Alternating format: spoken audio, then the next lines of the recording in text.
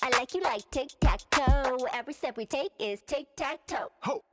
So, the folks at Chaos have recently released Vray 7 for Blender, and Vray is a professional rendering engine which is designed to create high-quality, realistic, and detailed visualization for industries such as architecture, film, games, and product design. It works with several tools which includes 3D Studio Max, Maya, SketchUp, Rhino, Cinema 4D, and recently Blender is joining the queue. And Vray comes with a ton of interesting features which includes global illumination, caustics, realistic shadows, and more, as it uses various techniques which includes ray tracing and path tracing to create amazing looking visuals. More so, Vray offers an extensive library of physically accurate materials and also assets. And with version 7, these assets get even more, as it also offers support for both CPU and GPU rendering, with out-of-the-pocket denoising, adaptive lighting, and distributed render for faster workload. This is a very flexible and photorealistic rendering engine, and it is quite interesting to see that it is now available for Blender in beta. And today we're going to dive right in and explore some of the interesting features. Starting off, let's talk about how you can get Vray for Blender.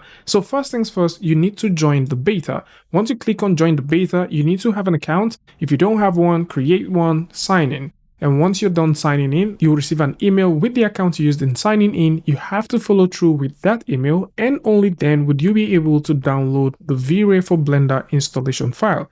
This is a Windows installer which you need to install on your computer. Another thing which you need to get going is Blender 4.2, as this is the current compatible version for Vray for Blender. And I kind of believe that because this is an LTS version, that is why they're going with it. So you have to also get this installed. And once you've got that installed, how you get to do the rest of the stuff is now super easy. And all you need to do to get things going is to go over to Edit, go over to Preference, go over to Add-ons, and make sure that Vray for Blender is right here and also turned on. And so once you've got that, you need to click on the burger menu, save your preference, close your window, and you need to change this from Eevee over to Vray. If you're doing this for the first time, this would also require you to sign in, but you only sign in once. And once you have that done, once you click and select Vray as your rendering engine of choice, you would notice two things. One, we now have a Vray menu, and right over here, we also have a tiny new button to open up the VFB, which is the Vray frame buffer. And the frame buffer is one cool tool that you can use to make some modifications and also check a couple of things, add filters before you export your final image. And we're going to scratch the basics in a bit. Vray for Blender allows you to create the same way you create with Blender, as it has a wonderful integration with how Blender works. And so this is one of those things to keep in mind. And if we take the light tool, for example, you'll notice that it also integrates the very same Vray core parameters and features that exist with other DCC tools. For example, color and also temperature. So within the temperature setting, you can also go ahead and increase the temperature if you choose. Say, for example, we would like our scene to be pretty hot. We can set this to 3500. And we can have a very warm scene. And if we like this to be pretty cold, we can set this to 7000 and we're going to have a pretty cold scene. Now let's take a look at the new scene where we have two vehicles from the Cosmos library. So the default lighting types that you have in Blender are about 4 or 5 of that, but Vray comes with a ton of these things. What we're working with now is the Vray rectangular light. There's also the sphere light, there's the dome light for HDRI, and there's also mesh light. And so how mesh light works is very, very easy. Unlike what you think typically of Blender, where you have to create the model and then you have to add emissive material to that. No, how this works is you create a couple of models which you would like to use to create your lighting. And if you hit Shift and A on the keyboard and you go over to your lighting section and you add a mesh light, you can select these lights one after the other and add them. So if you go over to the mesh light section, under where you have your mesh light object, you can select the object one after the other and add them. And the beautiful thing is if you choose to pack all this into a collection, you can simply add that collection. And this is beautiful. Like literally anything in your scene that is a mesh, you can convert that to become light without dealing with the shader. And all of these are stored in one container. And I really wish the folks at Blender can take a cue from this and add this to Blender. Now, some other thing that is also super nice, because, you know, the more you go, the more you learn. Some other things that is also super nice is the fact that you've also got IES lights. So if you do have IES profiles, you can now bring this in, load those right inside of here. So if you do have an IES file, you can connect that there. This is one cool lighting tool that you can use, especially for architectural stuff. And at the same time, there is also the sun light, which is also very nice. The sun and sky is also a very cool one. This is also one thing I think a lot of people would love to work with, especially if you want to have those good old clouds in your scene. This is also something I think we're going to talk more about it. This does have the whole cloud thing going for it. So if we go ahead and drop this to 0.01 maybe, you can have those clouds and you can control the clouds however you want. We're going to talk more about this when we start talking about the assets and also how you can work with those. We also have various kinds of lights in here. These are all different kinds of lightings that exist here. I'm going to go ahead and get rid of the mesh light because it doesn't support the next thing I'm going to talk about. So recently I've been working with Cinema 4D and also working with Houdini, and how this handles the word light linking or the action light linking is totally different from what you have with Blender. So for Blender's one, if you want to do your light linking, how this works is pretty much like this. So you do have a light. Let's actually go ahead and switch this to cycles so that we can talk about that. So you do have a light, and within this light, you do have a couple of properties that exist. And of course, if you go over to the properties section, you need to go over to shading, under shading, light linking, and shadow linking.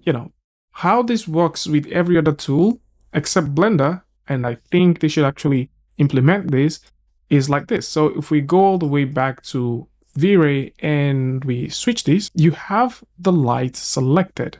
Let's make 2 of these lights and change their colors. So how you get to do the light linking is this easy. If you want a specific object to be excluded from this light rays, whether you're looking at the illumination or the shadows, all you need to do is have it selected, go over to the light property, go down to where you have include and exclude. And if you like to exclude a specific object, maybe we would like to exclude the illumination. With the eyedropper, select that object and it's excluded. Easy peasy. The same thing can be done with this. Select, click on that, and it's excluded. More so, if you're thinking about this light not affecting a specific thing in your overall scene, you can go over to the options and you could say, I wouldn't want this by any means to affect anything that has to do with diffuse. The light is still there, and you can turn off certain things. Yes, I know with Blender you can do something like that, but it is the ease. The fact that everything that has to do with the lighting exists in one place makes so much sense. So we can have that, get rid of it, and now you would notice that this only lights the specularity. So if we go over to our options right here, it lights only the specularity and not the diffuse. If we turn on diffuse, you see that. We turn that off, you see it. We can also go ahead and have that selected, go all the way down, get rid of that, and you can also notice it too. At the same time, if you want to exclude the shadow casting of this light on a specific object, you can also do that. Click on the eyedropper, have this selected, and this isn't going to cast anything. We can do the same thing with this one, have that selected, go over to exclude, have this selected, click on that, and it's not casting any form of shadows on the surface. And these are very brilliant ways that the folks at Chaos have actually put this thing together. I would love to see Blender adopt some of these things, and it also has like a whole lot of other things that you can do with the lighting, the shadows, and all of these are found in one place. Unlike what we have with cycles where you have to go from here back to here, and in most cases you also have to go all the way to the render section to start making some light tweaking. Having every single thing that has to do with light in one place makes so much sense, and I think it is worth adopting. And with that said, let's take a look at how materials work with Vray for Blender. We can simply go ahead and drag out a new set of panel, and within the panel section, to change the panel, once we click on the editor type, down here, you would notice that instead of having the shader node editor, it is now called the Vray node editor. And once we have that selected, automatically we get to start working like we would with the typical Blender shader node editor. And so for this particular one, what I'm going to do is make that shader smooth. And instead of having this here, we can simply click on use Vray material nodes, and automatically that switches to Vray. You can also go ahead and get rid of this, and also go ahead and get rid of that as well. And once you have those deleted, if you hit Shift and A on the keyboard, go over to your materials, you'll notice that we have a ton of materials right here. So we can grab ourselves a material and also grab ourselves a Vray material output, connect that there, and we can start making changes to this. So within the color section, we can make changes to the color. Now you would notice right above the color that we have something called opacity. So let's zoom all the way in and explore that. So within the opacity section, this opacity controls, like you know, the opacity. However, with this, you can mix color alongside the diffuse. So if we simply click on the color block and we go all the way down, this becomes transparent. If we crank this all the way up, it becomes, visible. And the same thing can be said with the mixing. So we can mix things together, and you would notice that parts down here are pretty red, and then parts on top are the opacity color. So we can simply go ahead and mix these to get some interesting results. And that is one cool thing that you can now do with it. The opacity also have different modes that you can explore. Down here, you can have this clipped, and you can also choose to have this as stochastic. Stochastic seems to be the default, and we're going to leave it like that. We can go back and set this all the way to white, and once we've got this done, we can now also do some more stuff. So if you're thinking about adding metalness, you do have that feature right here. You can throw that in. If you're thinking about playing with Fresnel, you can do that. And you can also add some coat if you want. So they do have this beautiful coat. The sheen is also available. So just in case you like to add some sheen to that, you can also go ahead and do it. And you might be wondering, what about things like emission? So for emission, you definitely need another material to get this going. So a cool example for that will be this. So I'm just going to turn off that, and we can make a copy, raise this up, scale this down. Let's go ahead and scale that all the way down. And instead of having the V-Ray material, we can go ahead and get ourselves a light material. So we can have that light material, connect that, and just like you saw with the diffuse, this is the opacity, and we can mix this and get some interesting result as well. And with the color multiplier, we can increase the intensity and reduce the intensity overall. Of course, there's also some other material types that exist here. So if you go over to the material section and you hit Shift and A, within the material section, you will notice they'll also have the all surface material. Now, a lot of people love working with this one because it has option for you to deal with subsurface, and the subsurface comes in 3 variants. So you have the subsurface 1, subsurface 2, and subsurface 3. These all have their colors and also their radius. So depending on the kind of subsurface that you're trying to make, you can simply rely on that. The principal BESDF, which is the default V-Ray material, doesn't ship with that. So for you to work with subsurface is a different material altogether, and it's called the fast subsurface. So you need to get the default diffuse, and you need the subsurface color, and of course you might also need like the specular color and so on. So if you're thinking about working with subsurface, that is also something to keep in mind. So you can either choose to work with the all surface material, or you can use the V-Ray fast subsurface node. There's also some more stuff that has to do with the default V-Ray material. So if you're trying to give an object a cap paint feel, this is very cool. Like the way this works is really, really cool. It's got the flakes and all that stuff on it. So you can go ahead and make those changes yourself.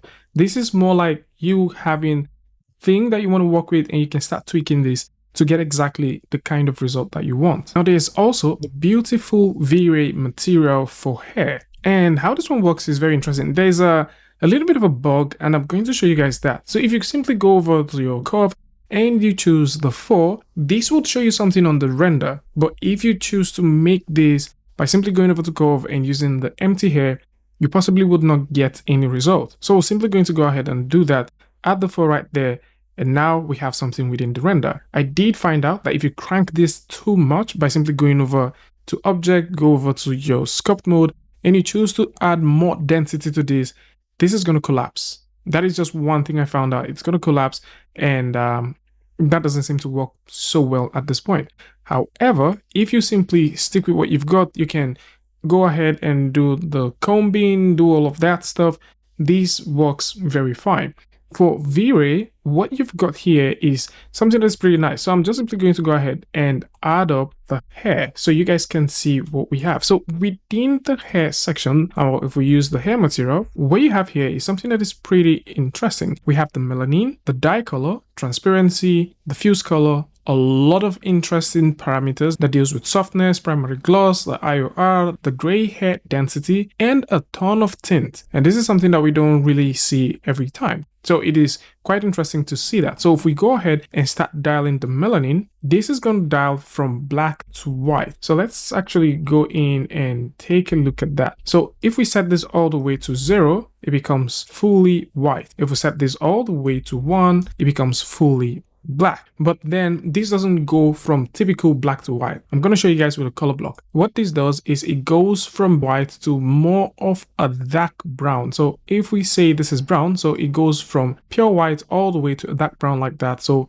pure white all the way to a dark brown like that. So that is how this works. So you can see that in action here. So we can go all the way from white and it goes all the way to that brown down to dark brown. So you have this there. There is also the photomelanine as well, which you can use to either increase how much of that browniness you're seeing, and you can also crank that down. I think this is something that can be used. I might be wrong, but it's something I think if you're creating like a ginger character, you might also want to use that. The dye is also available. Now, we probably will not see that, but if we go through and make the same thing with the diffuse color and start increasing that diffuse color, we should be able to see something like that. So you do have that as well. Then we've got the gray hair density. So you can also use this to add some gray hair to that as well. So depending on what you're trying to make, you will find working with this pretty interesting. The only downside to this right now is you can see how much of a density we've got here.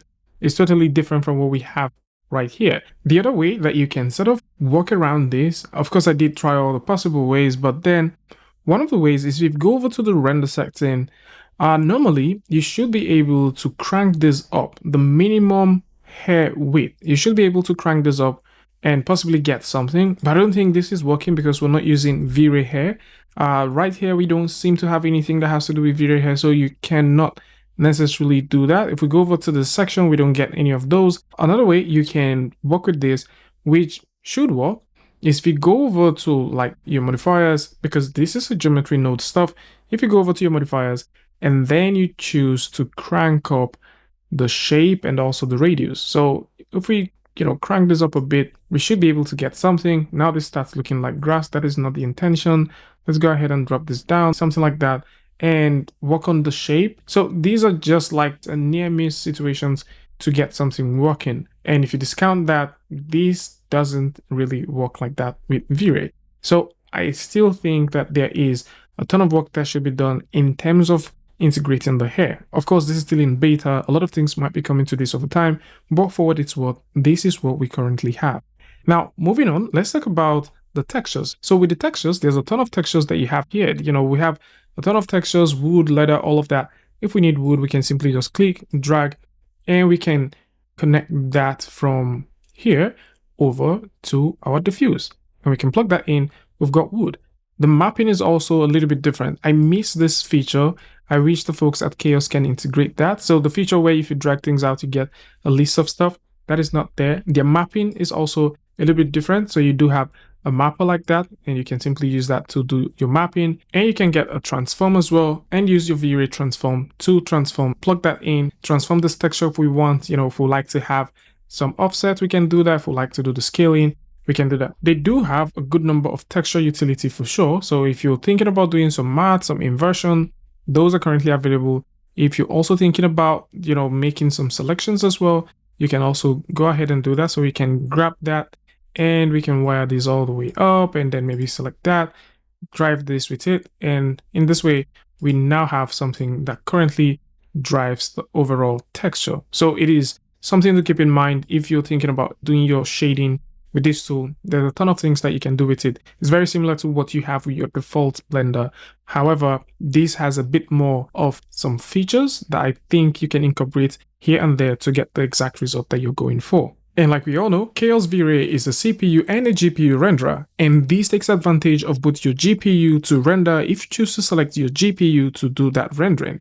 And this offers two options when you're using your GPU, the CUDA and the RTX. So depending on which sits well with you and the kind of GPU you have, you can switch between these and get exactly similar result. For final production and image quality, I would suggest you use the CPU, because with the GPU, of course, you do get quicker renders, and with these renders, you can play with your lighting, do all of those cool stuff. This is best if you already have your textures done with the model. So with that, you can simply do your quick look depth, but for final rendering, I'll always suggest that you use the CPU. For example, with what we have here, you can see what the textures look like when we're using the GPU RTX. Now, if we switch these from GPU to CPU and go back to that render, I want you guys to see the details that we missed from the previous one. So this is what we were missing. And if you simply render with GPU, you end up having those lines. But if you want to get your final quality looking stuff, you know, final picture stuff, use your CPU and get the best quality out of it.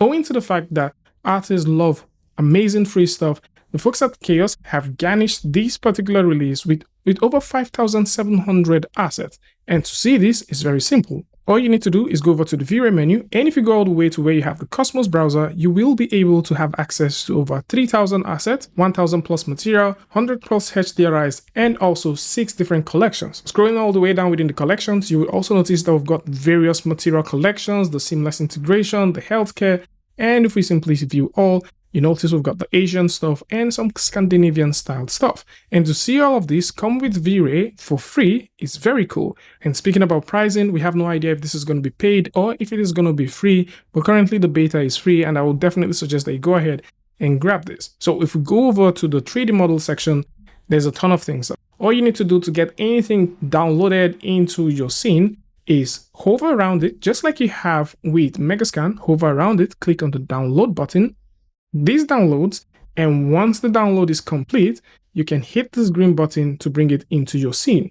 If you do miss hitting this green button, you can always go back to your downloaded stuff and you can click on this button to bring them into your scene. You'll also notice your downloaded stuff has a blue check, and once you send that over to your scene, you would see them here. The folks at Chaos have been so kind enough to make the level of details for this thing look really cool. So within your viewport, these do not throttle your viewport whatsoever. Let's throw in the light from here. So if we go right here to where we have light, we can throw in the Vray sun and sky. This is going to be a nice one for those who like to work with the sun and sky tool that comes with the rendering engine, because how this one works and operates is very cool. So if we go over to the lighting section, we can drop this to about 0.01, I think. So we can drop that to something like so, and let's just increase this about something like that. That looks cool.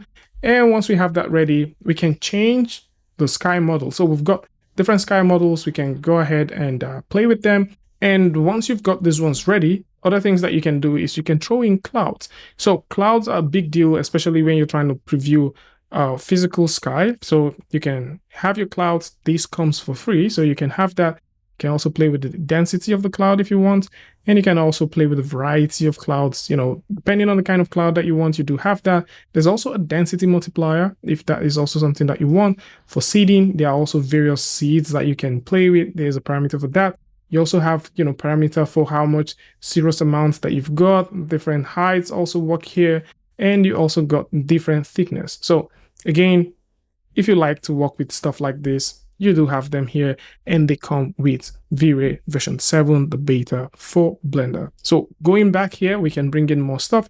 So let's say we would want some more trees. Let's get more trees. The trees, they load quite quick and nice. So you can select that tree. You'd also notice that they also have various seasons as well. I guess the seasons are things that you can play with within the shader settings. So if we double click as well, you'll be able to see this in details. A huge shout out to the folks at askNK. They are the guys behind all of this. They look pretty cool, and you can see some stuff. So you can see all of the details for any asset. So any of the assets that you want, you do see the details here, and they do have very nice taggings as well. So maybe you like to get something that has to do with yellow, you can select that, and that is a beautiful way to see stuff with the tags. So you can find assets based off color. So depending on what you're trying to find, you can see that.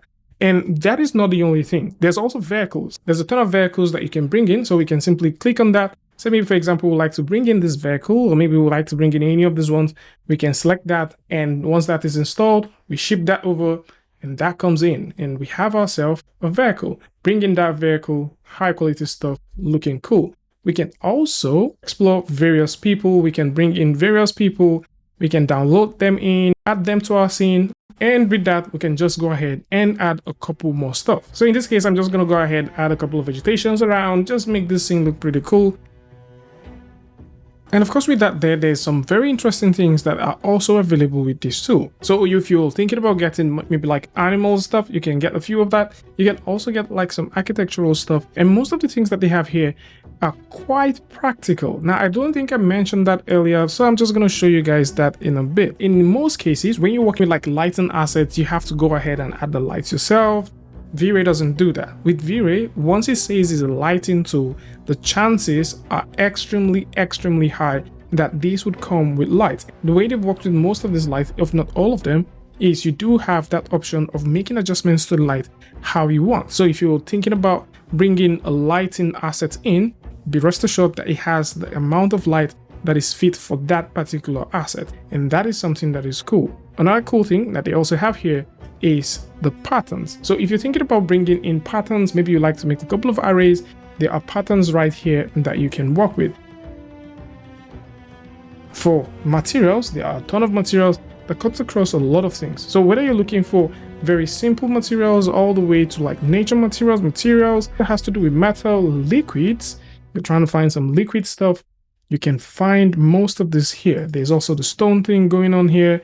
There's also like the emission, the decals. If you're thinking about using decals, that is also something that is pretty cool. You can work with decals. You can also bring in some wood. So depending on what you want, these are also pretty cool. For those who rely on HDRI for a lot of things, let's just go ahead and get rid of this sky. And I'm going to show you guys something. So if we go ahead and get rid of the sunlight and also get rid of these other one, you notice our scene turns white. This can be seen as an error, but somehow it isn't. So how you work around this is simple. You need to go over to the world, and you notice if we crank this down and crank it up, thing changes. What you have to do is close that, switch over to your viewport shading, switch back, and that's how you fix it.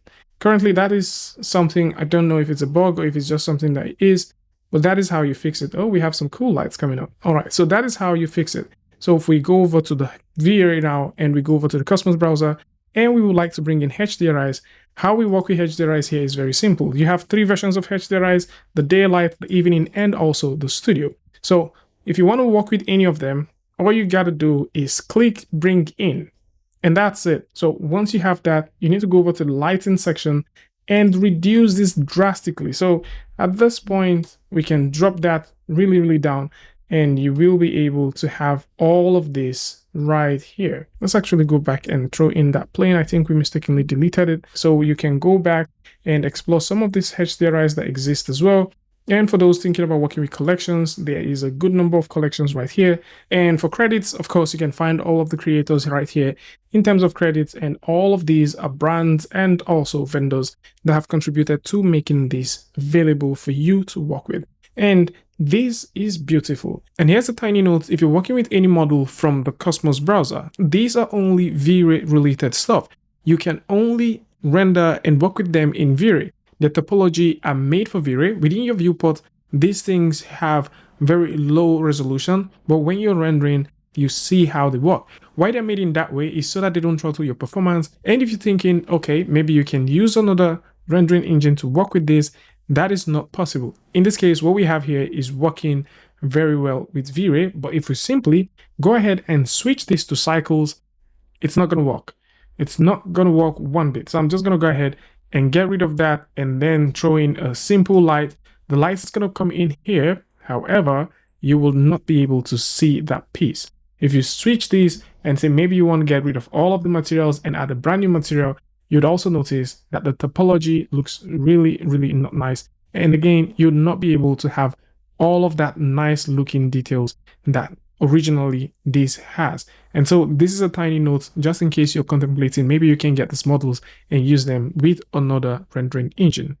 And before we go, let's talk about the VFB. So with the VFB, there's a ton of things that you can do. By default, this is V-Ray's frame buffer. And with this frame buffer, you can simply preview your renders quickly. Think about this as an external render viewer. So you can do a ton of things with this, like layering. So you can layer some stuff. Say, for example, you would like to do some color balancing. You can do this prior to exporting. At the same time, you can proceed to do some, lookup table stuff. If you want to do hue and saturation stuff, you can also go ahead and do that. Possibly you like to change the hue, the saturation of your renders prior to exporting. You can also proceed to do all of that. You can mix these things however you want. You do have these layers.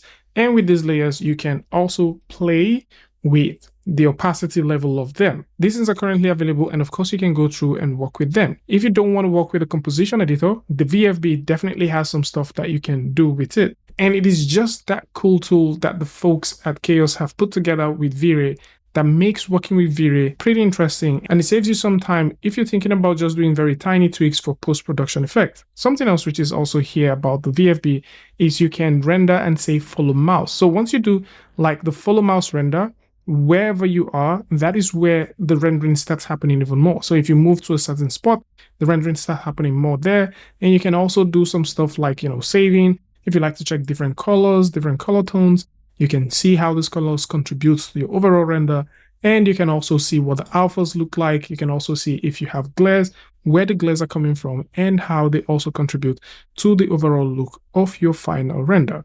So this is it. For those who would like to see more about it, or possibly you'd like to download it, test it out, see things for yourself, explore it for yourself, then links to this is going to be in the description, so do well to check it out. Tell me what you guys think about this one in the comment section.